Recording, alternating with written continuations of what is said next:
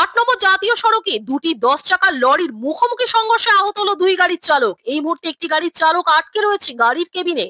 জাতীয় সড়কে এই মুহূর্তে কুনুস্তরিয়া কলিয়ারি ৩ নম্বর পিচের কাছে জাতীয় সড়কের কালভার্টের মধ্যেই ঘটেছে এই ঘটনা। এই মুহূর্তে রানীগঞ্জ থানার পাঞ্জাবি মোড় ফাঁড়ির পুলিশ ও রানীগঞ্জ ট্রাফিক গার্ডের ওসি অনন্ত রায়ের নেতৃত্বে কেবিন কেটে কোনো ক্রমে আটকে থাকা গাড়ির চালককে উদ্ধার করতে তৎপর হয়েছে পুলিশ। পুলিশের বিশাল বাহিনী ঘটনাস্থলে চালাচ্ছে উদ্ধারের কাজ। গ্যাস কাটা দিয়ে কেটে ফেলা হচ্ছে কেবিনের অংশ, টেনে বের করা হচ্ছে কেবিনের এলাকাটিকে। পরে প্রায় দীর্ঘ ১ ঘন্টার প্রচেষ্টায় হাইড্রোলিক ক্রেন দিয়ে উদ্ধার করা হয় অপর চালককে।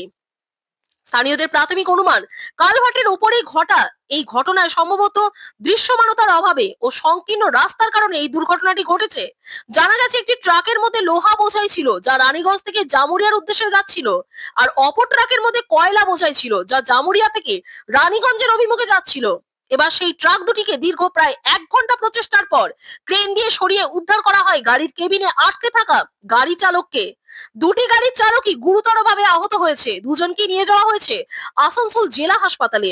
এই মুহূর্তে পুলিশের বিশাল বাহিনী জাতীয় সড়কের মধ্যে আটকে থাকা দুটি পণ্যবাহী ভারী যানকে সরিয়ে দিয়ে জাতীয় সড়কে দুই প্রান্তে আটকে পড়া সমস্ত যানবাহনকে যাতে রাস্তা করে দেওয়া যায় তার জন্য চালাচ্ছে যুদ্ধকালীন তৎপরতায় উদ্ধার কাজ।